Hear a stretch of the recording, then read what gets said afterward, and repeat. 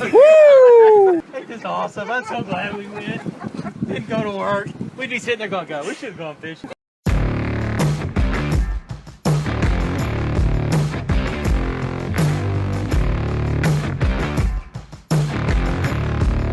Hey, welcome everybody to the Salty Yak Podcast. I'm your host, Kerry Beeson, and this is episode number 59.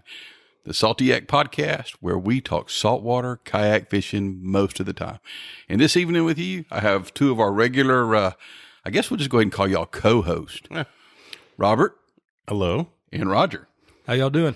Nicholas was supposed to be on the podcast and helped us do this, but he had a toothache. So he was not able to join us and give us his insight on some of this stuff. So what we have lined up for y'all today is, as we hinted on our last podcast, me and Roger, well, we didn't know. We thought Robert was going with us, and then he bailed. He bailed on us. You know, so unlike you to bail on us. I had a feeling I needed to work. I was right. I had plenty came up, so it was probably, and you guys did fine without me. So me and Roger went to a little spot up on off of Lake Livingston, and we'll give you a little review of that.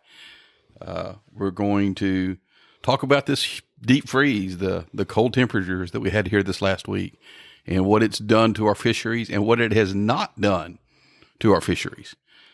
We're going to talk a little bit about now that this cold weather has hit and this temperature has dropped in the water, how do we pick where to go fishing? And what are we going to use when we go when we do go fishing? And I got a little bit of some tips for you for being more visible on the water, just being safe on the water so that you're seen. And then we're going to wrap it up with how we usually wrap it up, with a little salty yak news for you. Some of it's about the Yak Pack, and if you don't know what the Yak Pack is, we'll talk about that, and just some events that we have coming on and some other events that are just coming on in the fishing world in general down here in the greater Houston area. So, gentlemen, let's talk about, white bass fishing. We don't talk, we're mostly saltwater fishing, but it's a good diversion. Absolutely. I like this time of year, kind of is the doldrums. It can be, yeah. For saltwater fishing that can get slow. The fishing can actually be extremely tough, and it provides a pretty good respite or an alternative to what we normally do. And I mean, not to mention the white bass are always willing to hit, and when they're running, they're willing to hit just about anything. It almost brings you back to your childhood days. No matter what you throw, I mean, it's just constant action. They fight really, really good for what they are and for the size that they are. But no, they're not a 30-inch. They're not a 30-inch redfish. They're not even a 20-inch redfish. But for their size, and if you take the right tackle, it can be very challenging and extremely entertaining. I love to do it. So we went on February the 9th was the day that we went fishing. And we went to a tributary up on Lake Livingston. So like we tell y'all, any major feeder creek or river that runs into one of these lakes that has these whites in it, that's where you go look, right? I heard a question the other day, and I wanted to give the answer because they didn't have a really good answer for the question. How do you tell between a white bass, a striper, and a hybrid? So the easiest way people are talking, they have different body shapes and stuff. The easiest way, you grab him by the bottom lip like you're lipping him like a bass. Yep. You look at his tongue, and he has a tooth patch. So if it's a white bass, he has one tooth patch. Yep, right in the middle of his tongue. Right in the middle of his tongue. If you look at a striper, he has two tooth patches. Mm-hmm. So if you look at a hybrid, he has two tooth patches. And the way I always remembered that is it takes two fish to make a hybrid. So he has two tooth patches. Now, what do you do? Trivia question, Roger. Okay. I pick him up, and I look in there, and there's no tooth patches. Uh-oh.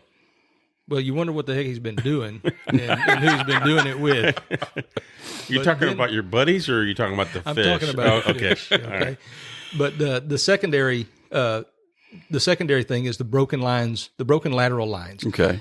Stripers and white bass will typically have solid lateral lines, whereas the hybrids, who, according to TPWD, are not able to reproduce, they'll have broken lateral lines on their side, which means, you'll see along, you'll see a lateral line, and then it'll stop. And then the next group of lines will be off-centered. They'll be either above or below that other lateral line, and it'll go for a little bit, and then it'll stop, and the other one will come along. So those broken lateral lines in conjunction with the tooth patches are typically the way you tell. And also the size. I mean, hybrids get significantly larger than white bass. But you could like, this has happened to us on Lake Belton. You catch what you think is like this is like a 17-inch white. Oh no. You throw that in the cooler and you throw it in a 17-inch hybrid, which is illegal because they got to be 18 inches to keep. So I always went by the tooth patch. Yeah. But the question was, you look in there and you look on his tongue and there's no tooth patch. I've not come across that in my life, but I have heard of it before. So the next thing I would do is if the lateral lines don't make it and it's 17 inches, I'd throw it back. So here, you learned something today. Here, I'm glad I could help you because your goal every day is to learn something new, right? Right. Learn something every day. No tooth patch, yellow bass. No size limit, and I don't know that there's a bag limit on them either. I thought there was a 10-inch limit on the yellow bass. Maybe. I have to look at that. But I know that the no tooth patch, yellow bass. I've never seen a 17-inch yellow bass. No, but you might see a 10-inch one. That's about it right there. They don't get very big. So I just was throwing a curveball there at Roger to see if he could hit it. So that's how you tell them apart. One tooth patch, white bass. Two tooth patches, it's either a hybrid or if it's a long, looks like a striper, it's a striper. So well, there's also one other thing with the yellow bass. They do have the yellowish belly on the underside. Yeah, they're yellow. They're usually got some yellow tint to them. And we don't see them down here. They're more like Metroplex, Dallas, Fort Worth, and those lakes up there. That's where I hear a lot of those being caught up there. Yeah, I've actually at Timpson. I catch them at my sister's place in Timpson. Oh, okay. And I catch them at the Lake Livingston Dam. Oh, there you go. So let's talk about how did the day unroll for us when we were there the other day fishing for the whites. Yeah, it started out pretty slow actually because we started out in the deeper water. And I didn't know what to expect. I didn't know what stage they were going to be in. So as we started kind of, prospecting, checking out, started looking at likely spots and stuff like that. It was very, very slow. And we actually had to travel a pretty good way in the kayak in order to locate them. But once we started getting into the shallower water where there was some more, there was more structure underwater and, different kinds of, sandbars, rocks, mouse to creeks and stuff like that is where we started finding them. So we traveled a pretty good way before we really started catching them. And when we did start catching them in first, you notice that we were catching the small males. Mm-hmm. And it wasn't until we got a little bit further north into the shallower water and hit that, matter of fact, the first spot we really started to have some success. I don't remember exactly how deep we were, but that one spot had to be no more than 3-4 feet deep. And man, that's where it really turned on. And that point north. But it was a drain. Mm-hmm. We pulled up to that drain and you started fishing it and I was fishing behind you. That's right. So it was that drain is where, because this creek is pretty wide and it's pretty dang deep. And there's center console boats. There's bass boats. There's flat bottom boats. They're running up and down this creek. It's a river. It's 40 yards across, probably. Yeah, at some points it was close to 100 yards across. Yeah, so it's a big creek. So there's lots of boat traffic. There's guys running up and down it. There's guys trolling up and down it. There's people that are anchored up fishing brush piles for crappie. There's a lot of boat traffic. But where we keyed in, that first spot was that drain where nobody else was fishing. And we pulled up in there and we started catching fish. And then we started trolling from there to going up the creek. And I caught more white bass trolling than I ever have out of a kayak before, ever.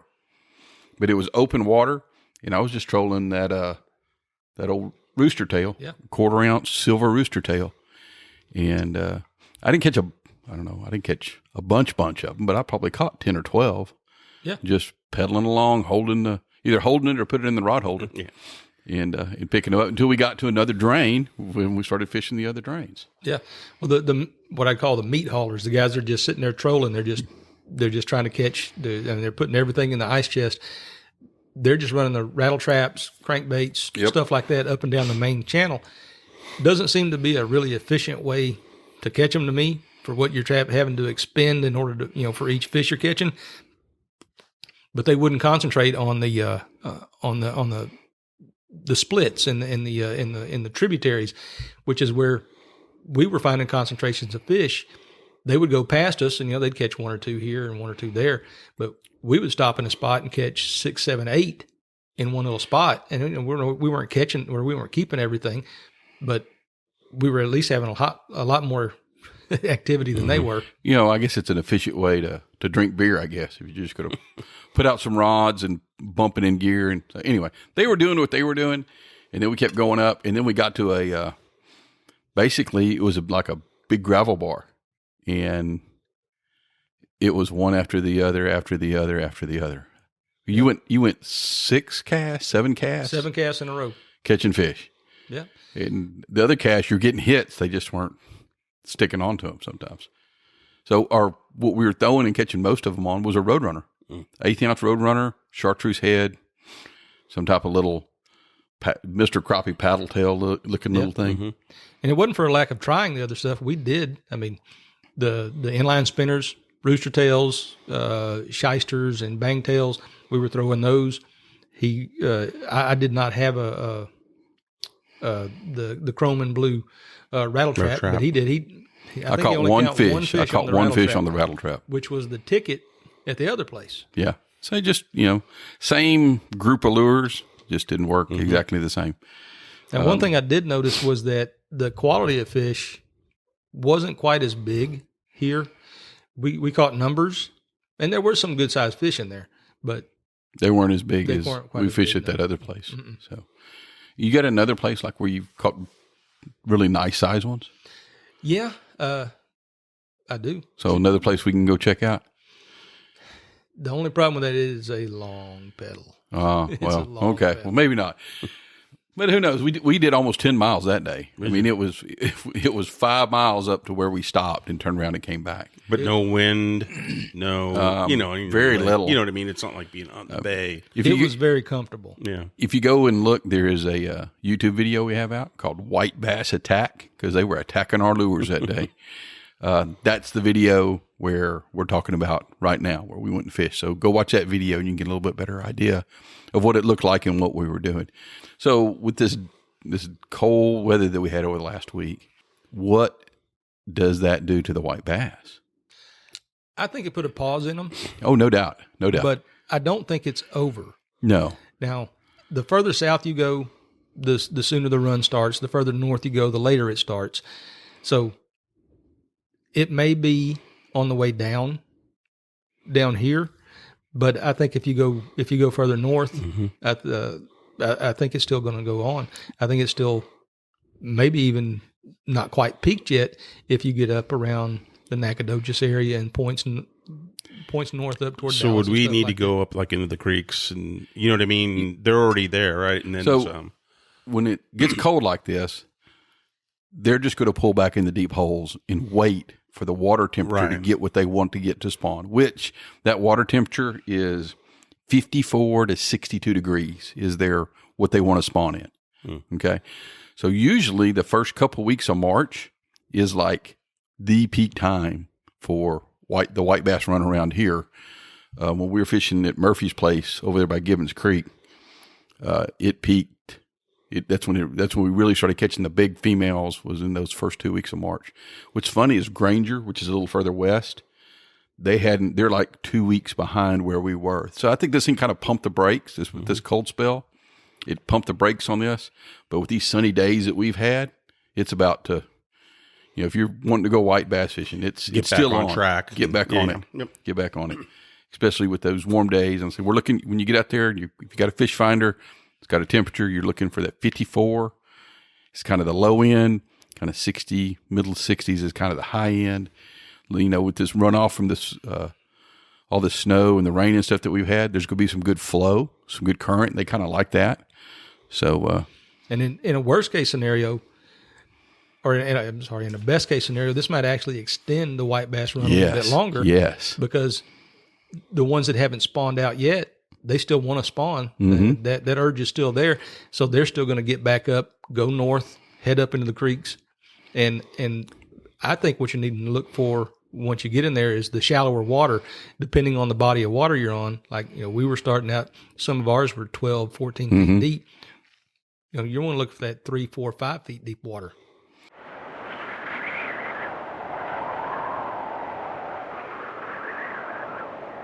So let's kind of switch gears and get back to what we really talk about, saltwater fishing. So we haven't seen temperatures this low on the Texas coast since, 89. And I was trying to think about 89. 89, I was in the Marine Corps in Hawaii. So in 89, you were... Well, 89, I actually came back here in, I just finished my MOS school in Maryland. So I came back for the month, for the latter part of December into early January. So I was here when the cold weather hit, and it was cold.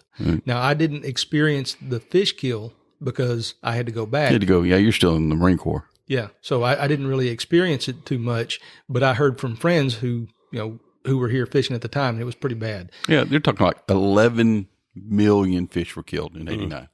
So that's kind of the parameters that we're looking at when this thing hits.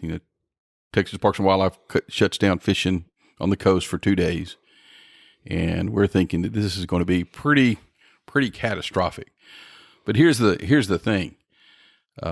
I've seen a lot of people posting on social media, that it's going to take years for us to recover, and I hope that's not the case. But I have some optimism, and I'm going to wait until Parks and Wildlife completes their surveys and look and tells us how bad it is. Right. Because you can get, we're going to call and talk to one of our Yak Pack members who got out on the water, and see what he saw, and he was down around Matagorda.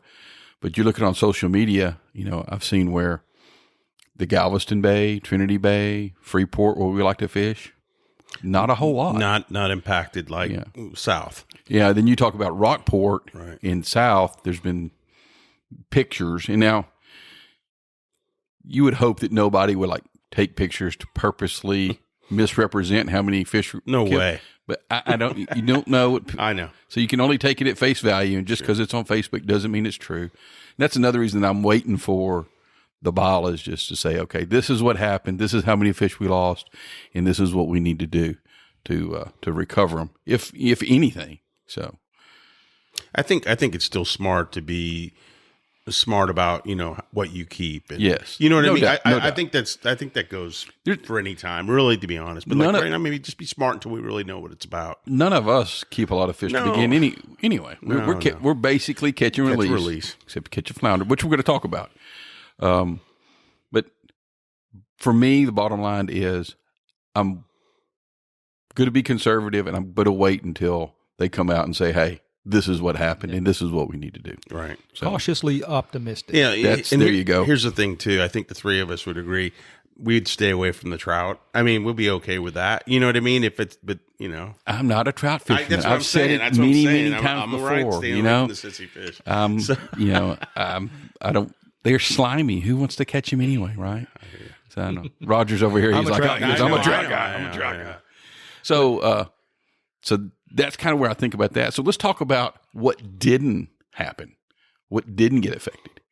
So first of all, the flounder. Mm-hmm. Haven't seen a single one They show up in a picture Well, yet. think about this. Yep. So what happens in the fall? They go offshore to migrate. They haven't came back. They're not. They missed all this. The breeding population is still offshore. They haven't came back yet. So zero effect on them. And last year we caught more flounder than we ever caught. Mm-hmm. So flounder should be. I think we'll be okay there. I think we're going to be okay. Anything off BTB, the bull redfish, they're going to be fine. Nothing's going to happen to them. I've been trying to get offshore to go red snapper fishing. None of this cold weather is going to affect them much. And I haven't seen anything. I haven't seen a picture or anybody represent anything that happened in the Gulf. No. As far as a fish kill, only in the bays. Bays and the marshes. I think anything that got out into the bay is probably, or got out of the bay, is probably good. And I guess my belief on the mid-coast region that appears at this point to have taken the hardest hit is probably because they just have shallower water there. Yeah. That is the shallowest area. Nowhere to go. Yeah, I mean, if they were there. They got caught in their shallow. And Yeah. And I also heard, and I don't know if there's any truth to it or not, but the barge traffic, I heard. yeah, I heard some people talk about that. Has some effect on it because as the blades churn, it sucks the water off of the colder water from the top, pushes it down to the bottom. Yeah. Now, I mean, there's some logic behind that, but I don't know if there's any truth to it. I don't know. At this point. Cannot talk intelligently about that. So another thing that certain species of shrimp migrate offshore. Yeah, most of our species of shrimp here go out there for to reach sexual maturity. They So, spawn there'll be- here and they move out. So my thing is, it's going to be looking for bait. So I don't know. I did some reading up on mullet, and I was thinking mullet was a pretty hardy fish, But they're maybe really not. not. Yeah, They're really that's- not. They can really be susceptible to the cold. And if you look at the pictures that you see, I didn't remember seeing a lot of mullet, lots of pinfish, lots of menhaden or shad, lots of sand trout, Spots, lots of speckled trout. silver trout, all those bait species. Yeah. Yeah, they took a big hit. So when it comes time to go fishing, you're going to be looking for them. But there'll be shrimp coming back in. Now, I had a question, and I don't know the answer. I need to do some more looking, and maybe Roger knows. So grass shrimp that live back there in the marsh, they don't migrate. So I wonder how. I mean, you think they could dig down in the mud and just Yes, persevere? They do. I mean, that is their natural instinct, and they do that even without the warm or the colder weather. It's just their natural instinct. They burrow into the mud, and I believe that they'll probably be all right. It's like the crabs. The crabs, I think, will do good. In fact, crabs. Think about this. This summer, there ought to be some really fat blue crabs running around out there. Oh, yeah. Think about all. I mean, all those dead fish got to be eaten by somebody. Yeah, somebody's eating them That's things. for So sure. my thought is, Seagulls. yeah, there's it's the circle of life, right? It goes right back into the bay. Nothing goes to waste. right. So it's it was terrible that it happened, Yes. but nothing's going to go to waste. It's going to get recycled somewhere along the way. But I was thinking about those blue crabs. And I was thinking, I've already talked before about maybe taking a crab trap and putting it on the back of my kayak. I'm down for that now. It gets a little warmer. Them blue crabs, they'll be nice and fat. I'm thinking about adding Extra juicy. extra juicy. Exactly.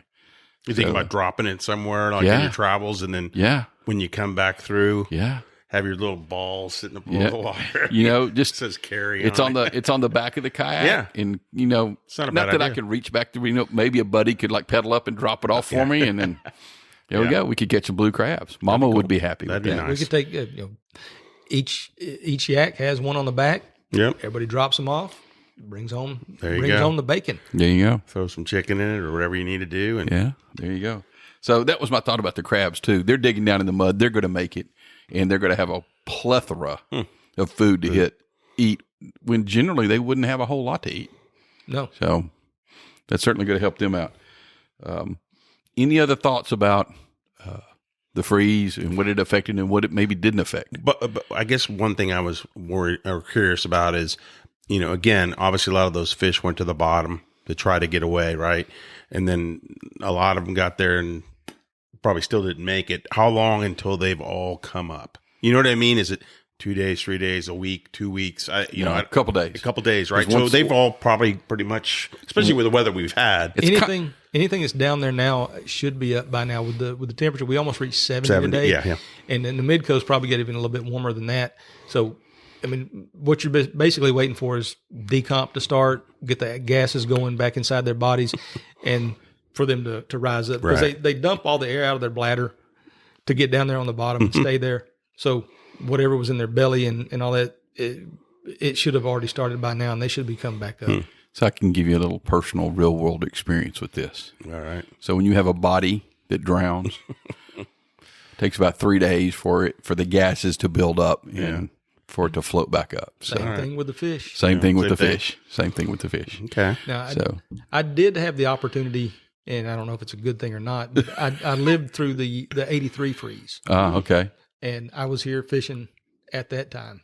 You were like 12, like 8 months old. I was almost I was in eighth grade at the time. He was in his 40s. He was in his really. 40s. I was in eighth grade at the time, but I was already saltwater fishing Yeah. by then.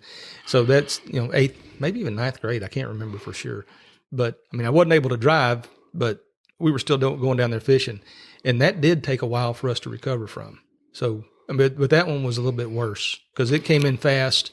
There was no cool down period, and it stayed below freezing for several days. And I think Houston got 10 degrees. It was the coldest I remember at that point. And Galveston took a pretty good hit.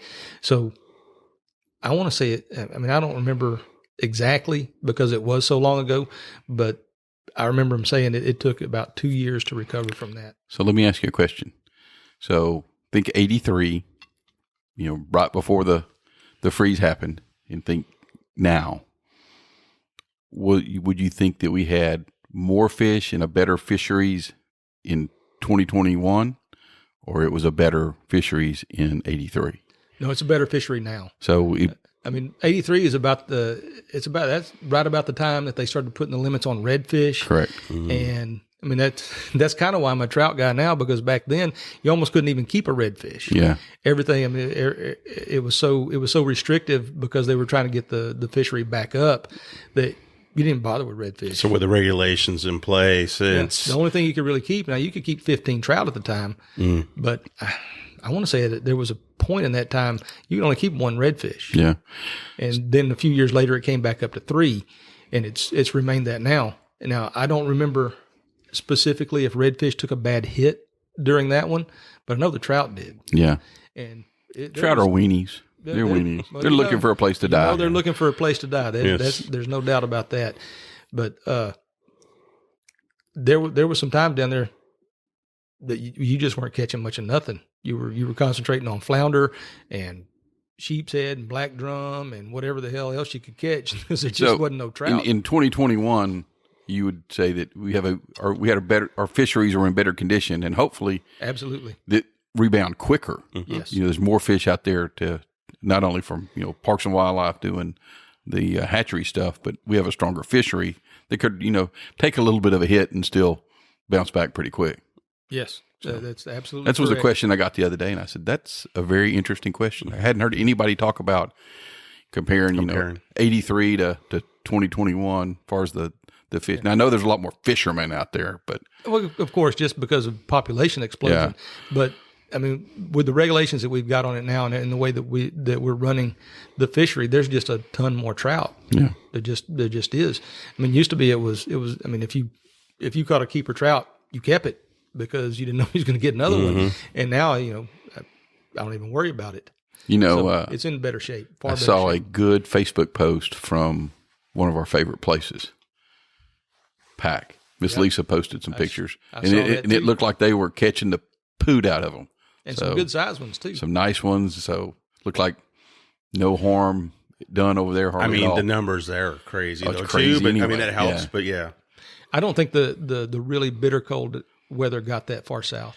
I picked up my game cameras the other day, and I was looking through the pictures, and I had one because it puts the temperature on the picture of the game camera card, -6. Wow.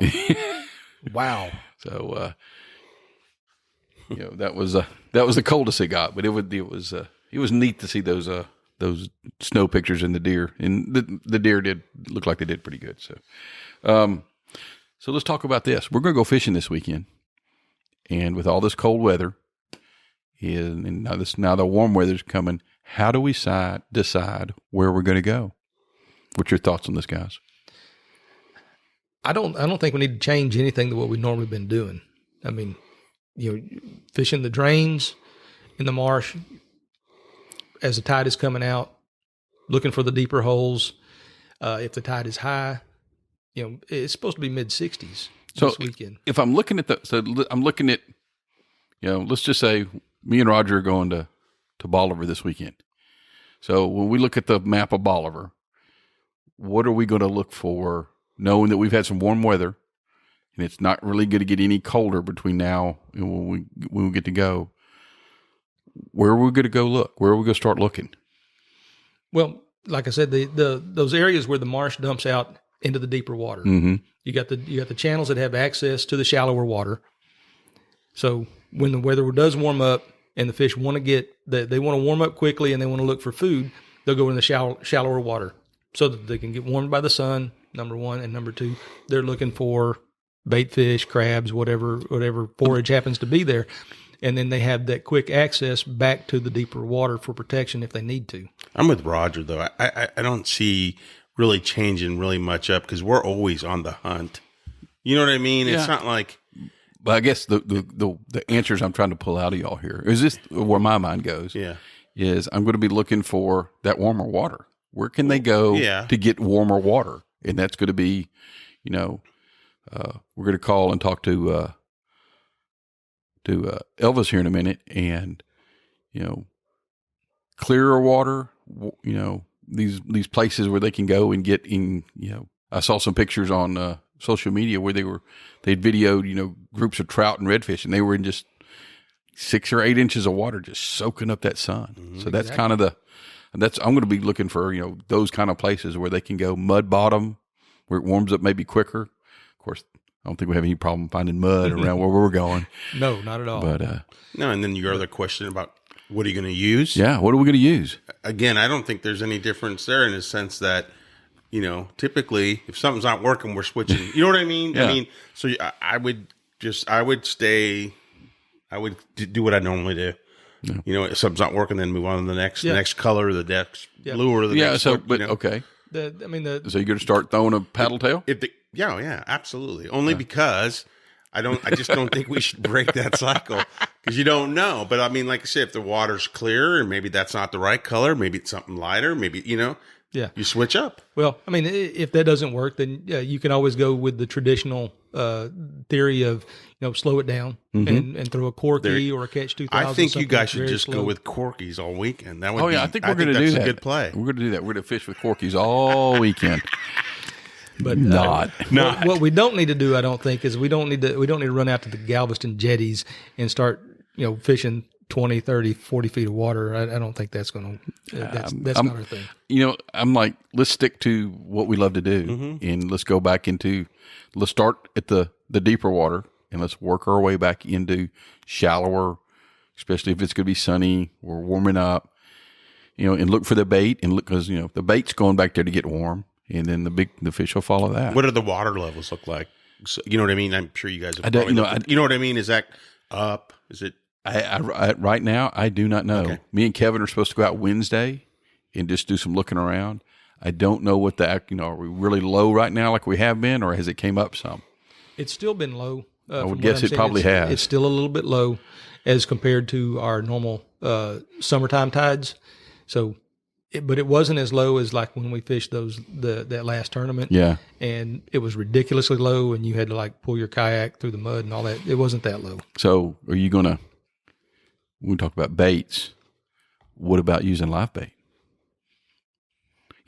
Live bait in the kayak's kind of a pain in the butt. It is. And now, I mean, I made the switch from dead bait years ago. But I wouldn't. Let's pump the brakes right here, and let's give Elvis a call. Hello. Hey, Elvis, it's Kerry. Hey, how's it going, Kerry? Hey, you're on the podcast with me and Roger and Robert. Hey, what's going on, fellas? Hey, how y'all Elvis. doing? Hey, Elvis, how you doing? So you got out on the water the other day and did a little fishing. I did. I was fortunate. Yes, sir. So, well, first of all, let's back up here a little bit because you've never been on the podcast before, and you are one of the members of the Yak Pack, right? Yes, sir. So just give us a quick, brief history of how did Elvis get into kayak fishing? Ooh, man. Well, first off, I've been fishing all my life, of course, saltwater fishing in Matagorda. And be honest with you, I kind of just got tired of wade fishing. Okay. And I kind of got tired of doing we call the stingray shuffle. And one of my buddies had a kayak, and he offered to let me take it out one time, and he, obviously rented another one. And basically ever since then, it's been about 8 years now. And oh, wow. I mean, ever since then, it just kind of took off. It just grew on me, Yeah. honestly. Yeah, I've never done much wade fishing. You've been hit by a stingray? No, sir. Bumped by a shark. I have believe stepped on one before. It might have been a flounder. It might have been a stingray, but I would like to think it was a stingray. So, yeah, that kind of did it for me, Hey, what day did you get out on the water? It was Sunday, yesterday. And without disclosing too much of a secret location, did you go around Matagorda? Yes, sir. I was in Matagorda on the west end of East Bay. All right, just kind of just walk us through what you saw and how your fishing went for the day.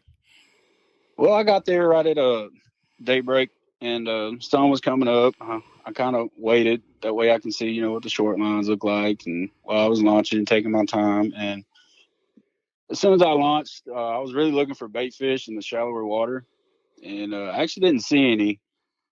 I actually didn't see I seen a turtle. I'm sorry, let me back up. I seen a turtle, and I didn't see him until I was pretty much at the mouth of the bay of a drain, and the tide was really low. And I wish I could have got to him. I mean, to see if he was actually alive or not, but he seemed to be, gone already. Yeah. And from there, I didn't see any bait fish. That's really what I was looking for. So I took off towards the south shoreline. Now, when you said you were looking for bait fish, were you looking for live bait fish or dead bait fish? Really, all in general. To be Okay. honest with you, dead bait fish. To be honest with you, since where I launched at, the water's usually low. On Yeah. a high tide, maybe 3 foot in some places, maybe. Yeah. And so I went to the south shoreline, and I didn't see anything. It wasn't until I was about to leave the south shoreline where I seen a couple of sheep's head. Those were the first 2 fish I actually seen that were, obviously dead from the freeze. Yeah. And So from there, I went to a little island in the middle of a bay. I was going to head towards the north shoreline of East Bay. And I seen a couple more sheep's head right there on that island. So, I mean, I think I counted 6 total, if I ain't mistaken. But they were all sheep's head to be, I was actually surprised in that. I was really thinking I was going to see a bunch of bait fish and trout. But that wasn't the case, man. And I'm grateful for that, to be honest with you. how was your fishing? Did you catch any or were you just looking? Well, I did cast a couple of times, and I didn't get a bite. And it did not surprise me because I didn't see any mullet or anything. Yeah. I didn't see kind of fish activity at all. And, that made me happy because I knew that the fish, were in deeper water, like they needed to be. Yeah. So Hey, it Elvis. was good. Yes, sir. Hey, Elvis, this is Roger. What was Hey, how you doing, Raj? Doing well, man. Thank you. What was the water clarity like when you were down there? I've been seeing some reports from that point and on south after the this cold snap came through. The water really, really cleared up. And could you still see the bottom in 2-3 feet of water, or had it murkied up again? Yes, I mean, you couldn't, crystal clear see the bottom, but you could tell the scattered oyster. You could see the scattered oyster on the bottom.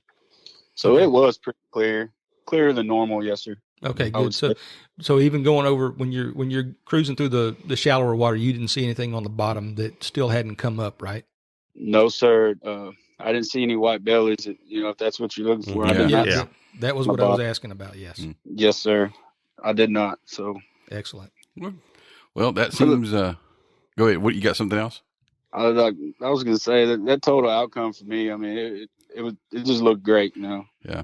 I was actually going out there looking for the worst, and I was surprised. I think we've all, have our hearts, felt that it was going to be pretty bad, and so all the positive reports from you and from the other people that I've talked to and emailed back and forth with, it doesn't seem, at least on, from Matagorda up, have been too bad. So It's the other way. yeah, if you go down towards it, you see, looks like it's a little bit worse down that Right. way.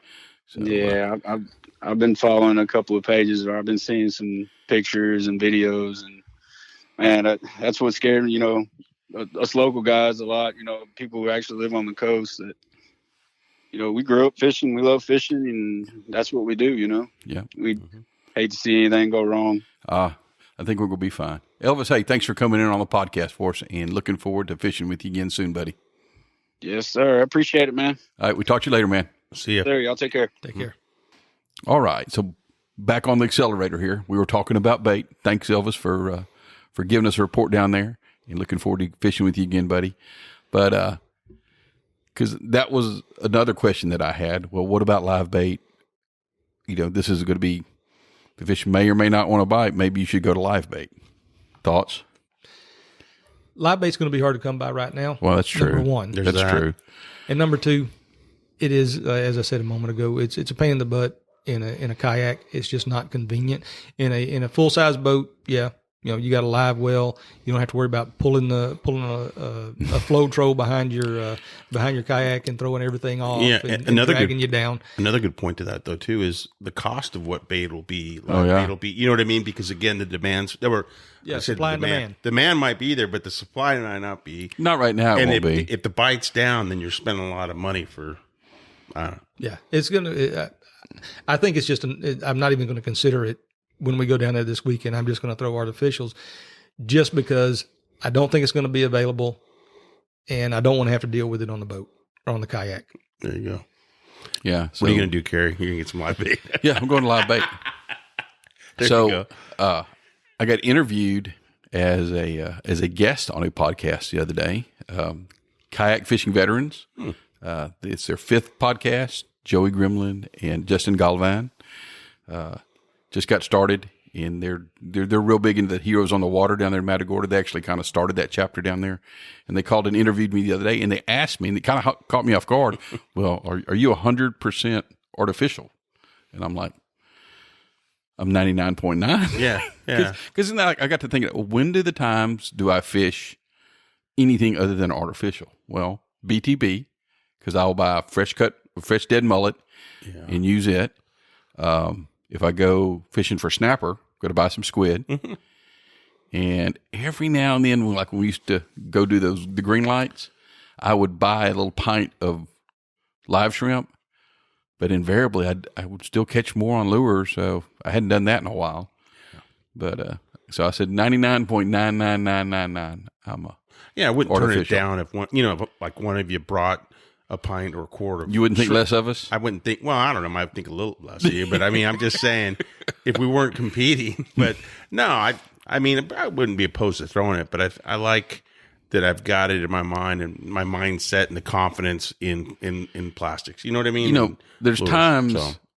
that I will certainly buy live bait, and that's young fishermen There you go. or new fishermen taking the Star Kid stuff out, or if we take somebody brand new and we want them, like the wives. If we take the wives fishing, we probably would get some bait because we want them to catch fish. Don't have to work it as much. You don't have to know what you're doing. Yeah, you're 'cause talking they- about retrieving. I mean, Yeah. it's easier. Yeah. Yeah, I'm not a purist by any stretch of the imagination. I do enjoy catching fish on artificials more than live bait. There are a few exceptions to that rule. Free shrimping around the jetties, it's still one of my favorites. But my philosophy has always been, I don't care what they want to eat. I'll give them whatever they want. If they want to eat biscuits, I'll throw them biscuits.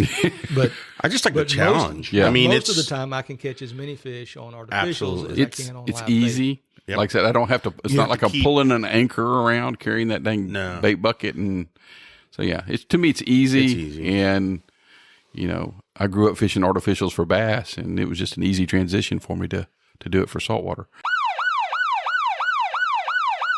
Let's talk about being a little more safer on the water. And this is something that I thought of, and I've been wanting to talk about, because we're here to help you catch more fish and be safe on the water. And being safe on the water for us kayakers, we are the slowest, smallest thing out there. And so those boats that are running around, they need to see us. And 2 things that I think that will help you being one, you're riding around in a camouflage kayak. It can be a little hard to be seen, but that's okay. Just the color of what you got is what you got. But your shirt, because most of us are wearing a long sleeve, some type of fishing shirt. So something that's kind of halfway bright, some kind of, I'm not saying you have to wear a neon color, but something that's easily seen. Yeah. And the other thing that I like is a flag. Mhm. And like some of I don't always take mine, but I'm starting to get better at it because I made that flag and I put that little Marine Corps flag on the back of it. And to me, that's two purpose. One, it's moving, and people pick up on that. They see that movement. Two, when we go in the marsh, and we all go different ways. And I've seen it before. Yeah, You're and right. you wonder right. where everybody is. Oh, it and works like a charm. You can see the flag. I can just look over there and go, okay, well, Yeah, they're over there. Roger's over there and Robert's over there because I can see your flags. Other than that, I'm like, well, hell, I don't know where the heck you are. If you started yelling for help, I wouldn't know where to go. So things to keep in mind when you're picking out your favorite fishing shirt for the next day's kayak fishing. Pick something that's fairly bright. I mean, I've got some red. I go colorful. I got go colorful blue. stuff. I've got, I don't know if I have any yellow, highlighter yellow, but Reflective is good too. Anything that's oh going to yeah, reflect no the doubt, sun. no doubt. Sure. And then the flag, whether you're using just your carbon fiber light thing that has got the little flag on it, or if you're using the little, I've used those little, I guess they're like a neck gaiter for the guys that are, it goes on their helmet that are doing the road construction stuff. Oh, yeah. They're like $4 and they've got a reflective strip in them. And I've attached those to that. I've attached those to the back of the kayak too for when pulling it down the road. But just think about something, just make yourself more visible when you're on the water. I think there's a lot we could talk about on this subject. I think just a big one is just awareness. And what I mean by that is knowing where you're at. Because sometimes you get so caught up in fishing, you start drifting out and maybe out in the middle. And I'm guilty of that, just like the next person, but it's just something you really got to keep in mind. Next thing you know, you're out there in the middle of the, you're of the boat the lane. intercoastal Yeah, the intercoastal. or Here comes the whatever. barge. Whoops, yeah. No, you just got to be you aware. kind of have to watch out for them too. Oh yeah. No, you Because- have Oh to. yeah. It's like a motorcycle. They're not looking for you No, necessarily. correct. So you have to pay attention to them and being aware of your surroundings. If you hear a boat, look around. Jet, yep. Get an eyeball on it. Make sure you know what direction he's going and what he's going to do. And if you have any questions as to what he's going to do, well, get in an area where he can't go. Yeah. Like being back up in the marsh, That's what I was saying. you'll hear some of them boats coming. And if you don't have a flag or And something, they're ripping around corners. Oh, They they're- don't see you till they see you. exactly. Up, So and then you've gotta got be one, you've got to take Roger's advice and get to where they're not going. Get out of the channel, get Right. where they're not going. But having that flag and stuff lets them know that you're there ahead of time. right. And so when they come around that corner, they're like, holy crap, there's a kayaker. Yeah. And There's a speed bump. There was actually, I don't remember what month it was. We were back in there at River's End, and we were fishing in those connectors between the lakes, and there was a lot of boat traffic that day, and you really, really had to pay attention. Yeah. Oh, yeah. And you can tell, if he's coming from this direction, okay, when he comes around this corner, he's going to hug that shoreline. Right. So I got to get my butt to the other shoreline. Oh, yeah. Yeah. So I don't know if he sees me or not. I've got rods sticking up. I've got a flag in the back. I've got everything out there, but you don't necessarily know if they're paying attention or not. Correct. So you got to protect yourself, number one. It's like, you mentioned motorcycles. So I've heard it put the kayakers are the bicyclists of the water. Absolutely. So Yep. yeah, you've got to protect yourself. You've got to look out for that other guy because he may or may not be looking out for you. I'd like to think we're not as pesky. You know what I mean? You think I mean, bike and riders maybe are that's pesky? can't. I mean, can well, be. I think it's just because it's just a smaller area. You know what I mean? In the water, I mean, you should be able to find a spot where you're not. It's not like there's 30 of us together. I don't know. Sometimes there might know? be 25 of us together. But yeah, I'd we like to catch think all that the I'm fish. not. I'm not the same as that guy that rides down the road. It's like No. I got as much ride of the road as you do. Yeah, No, I don't think like that at all. Okay. I got all the respect for everybody else who's got a motor on their. I'm telling you. Because you're going to lose that Yeah, you're battle. going to lose. Yeah, well, same thing on them. Well, yeah, I've done a lot of bike riding, and yeah, there's some people that have that attitude that they want to. I'm a vehicle. State of Texas says I'm a vehicle. I'm Good going to luck ride with down. that. Good luck with that, buddy. Because when the guy that's had about too many comes rolling around, guess what? You're a new hood ornament for him. Yeah. So that's something to think about in the kayak. You've got to look out for yourself. Absolutely. So, So yeah, you're not just doing it for you. You're doing it for them too. yeah, we always say, somebody out there loves you, and we all want to live to fish another day. Absolutely. Right? We absolutely want to live to fish. So if I got to move over and let him by, move over and let him by. Let's go ahead and roll into Salty Yak News. We'll kind of wrap the podcast up here for y'all tonight. So when we were talking about being visible, I noticed the other day that NRS has came out with a new Chinook life jacket, PFD. Okay. And guess what? It's in a nice red color, just like my kayak. Oh. So, yeah, it makes me very visible if I was to wear that. Michelle, are you listening? But no, it comes in like 3 different colors, but it's like really nice. Is it one with pockets in the One front? of- and hold it you know, just like, it's just like they do? Yeah. a little more jazzed up than the one that I've had for the last 3 years. So, and that one's kind of getting a little. It'd be a good backup life jacket. So I think I'm in the market for a new PFD. And I saw that one and I was like, very cool. I'm going to share that one. If if you're looking for a life jacket, that Chinook one, that NRS one, I absolutely positively love it. I love the pockets on it. And even in the summertime, if it might be a little warm, I just tolerate it. No big deal. Like somebody once said, it's like kind of like wearing a bulletproof vest, just a little extra protection. Absolutely. So, talk about the Yak Pack. I kind of teased y'all a little bit with this. If this is your first time listening to our podcast, we have a private Facebook group called the Salty Yak Pack. And with there, we do trips, we share information, we do a lot of different things. But to get to it, you got to go to the Salty Yak Facebook page, click on the link, and answer the 3 questions. Like I said, answer the 3 questions. And then you get into the Yak Pack, and you have all full benefits and everything that comes along with being in our free Yak Pack group. Right now, you want to take a guess? How many? 583. Too high. 325. Too low. 476 is what we have in the pack right now, which is Nice. absolutely, to me, it's crazy. I mean, That's awesome. oh yeah. And it, like I said before, we are coast to coast. We have at least one in California and several in New York, South Carolina, and a bunch in Florida. Speaking of awesome. Florida, if you're really hardcore and you want to go fishing, like one of our Yak Pack members, Yeah, buddy. he packed up his truck in his kayak, outran the cold, and went to Florida to fish for the week. Took 2 days off, Good for him. got the whole Or week her. off. Him, Okay. Austin. Okay. Austin went to San Augustine Oh, nice. and fished San Augustine, and I think he kind of fished his way back a little bit. That's fishing dedication right there. Shout out to you, Austin, for That's awesome. outrunning the cold and going to Florida and doing. And so he's in Florida. So I get a message from another guy. He says, "Hey, I just met a friend of yours while fishing here in San Augustine, and he joined the Yak Pack too." So, got people in Florida and everywhere people are going. I'm sending stickers out. I think I mailed like eight packages out today with people with stickers in them. I got more stickers already coming on the way. So if you want some free Salty Yak stickers, I got 2 different sizes, 10-inch and 7-inch. Black and white, it's either black or white, not black and white. And I've got a few red and blue ones still left in the 7-inch model. And what happens if you don't have book face? What do you do for those people?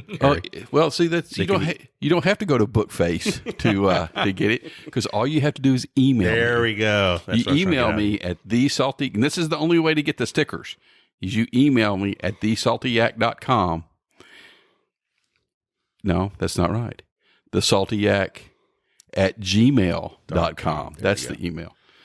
And you email me there and tell me what you want, and I send them to you. Could you join the Yak Pack through your email? Yes, Okay. we actually had. Thank you, Robert, very much. I'm one who doesn't use the face. I understand. Okay. We have an email list built just for people who do not have, are not on the social media. Mm-hmm. And we send stuff out that goes out to the Yak Pack on social media. I send it out to those people on through email, snail mail. So, got more stickers coming if you want more stickers. Appreciate you all tuning in and listening to the podcast. This is episode number 59. So I've had a personal goal of getting 100 ratings on iTunes, right? So y'all have not lived up to my expectations. So we're only got 78. So y'all need to step up your game. So every time I upload a podcast, in the first 24 hours, there's at least 500 downloads. There's more after that, but at least, so there's 500 of y'all. Y'all need to step up and go to the Salty Yak. If you're doing it on Apple, do Apple Podcast and leave me a rating. Just an honest rating. I would prefer 5 stars, obviously, but if you think it's a 4-star podcast, give me a 4 stars. If you give me less than 4 stars, give me a reason why. So I have some idea how to make it better for you. So, let's hit that 100 mark. That's a personal goal of mine. Help me out there. We're at 78, so we're only talking 22. So, cool. If all of y'all did it, then hey, we could be like off the charts there. And all that rating does is move us up. So when people search for fishing podcasts, we get higher to the top of the list, right? So they don't have to scroll down near as far to find us. So you're helping me, and I certainly appreciate that. So, like I said, I was on the Kayak Fishing Veterans podcast. They also have a YouTube. Go check those guys out. And we were talking, and I've got it lined up now, the Yak Pack 1 Lure Challenge. I've got somebody who is going to help me donate the lures, and so I'm just looking for a date now, probably in April, and we will do the one. I don't think this is going to be a team event. I think it's going to be like we're going to bring back the greatest kayak angler ever competition. With one lure. With the one lure, I think. With one lure. Individual. Yeah. Yeah. So great. So looking forward to it. There'll be more on that coming up. Just saying that got that in the works. So I know we all really enjoyed the last little tournament that we had. Had a great turnout, and hopefully we'll get this one on the books. So the last little things I got for y'all is stuff to do here coming up pretty quick. So April 14th through the 18th is the 46th annual Houston Fishing Show down at the George Barr Brown Convention Center. I think we just had a ghost walk in. Ghost. And then May 21st and 22nd, FTU's Salesman Sample, where some stuff could be 70% off. Inside the store, it's 10% off, but you picked up a pretty good, nice thing there, didn't you? You can pick last year? up some pretty good deals there. Yeah, some nice carbon fiber That's paddles, right? Don't be afraid to pick something up because you never know. Yeah, so somebody walked home with a heck of a deal on a carbon fiber paddle. So that's May 21st through the 22nd. Now, the 22nd through the 23rd, they're doing another Got Fish Expo down in Hitchcock, where what's the name of the fishing rod? Is it what Kevin just said? Chicken Boy and the one that Kevin did. Oh man, is it fish sticks? So Yeah, fish sticks and Chicken Boy are putting another one of those Got Fish Expos on down there in Hitchcock during that. So you can literally go by FTU, pick up some stuff there, and then run down to the expo and check out that stuff there. So got some stuff coming up there if you getting ready to go do that and spend a little money. I'm looking forward to I want to go back to the expo or the fishing show again and walk around and see all that stuff again. It's a good time of year to start stocking up. Yep, absolutely. Well, and we have Chandelier coming up in May that we got to get ready for. So, y'all got anything else for the podcast or for our listeners? I can't wait. I'm just for what? Chandelier. You can't wait this weekend or the Chandelier? Let's go now. Let's go now. Can we go now? I'm ready. Are you there? So, that's into May. Yeah, so we'll talk about some more of the trips, and there's been a huge response about our Matagorda Island trip. So, looking forward to doing that one. That's going to be a blast. So, I think we'll have more people this year, but we'll probably just do a whole podcast on that one. So, y'all got anything else for the podcast? No, good. Nope, I'm good. Tight lines, everybody. All right. As we always say, always wear your life jacket. Someone out there loves you. All right, guys and gals, we talk to y'all later.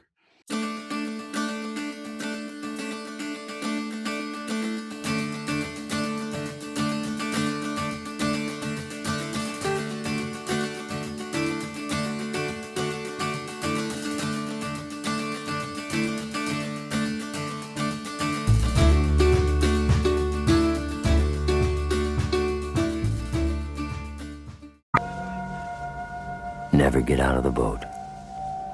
Absolutely goddamn right. Unless you were going all the way.